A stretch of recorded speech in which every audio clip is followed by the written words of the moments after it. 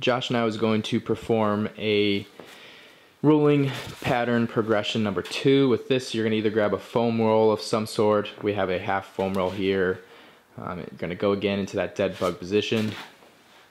Good.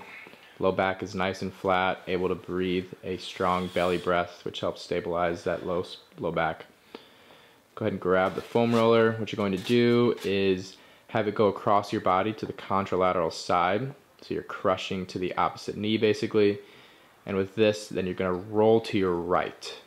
And again, you're going to find that teeter-tottery point. Get a comfortable breath at that teeter-tottery point. And then have a nice, slow, controlled roll back to midline.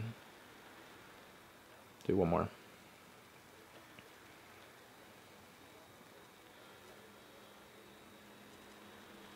Good.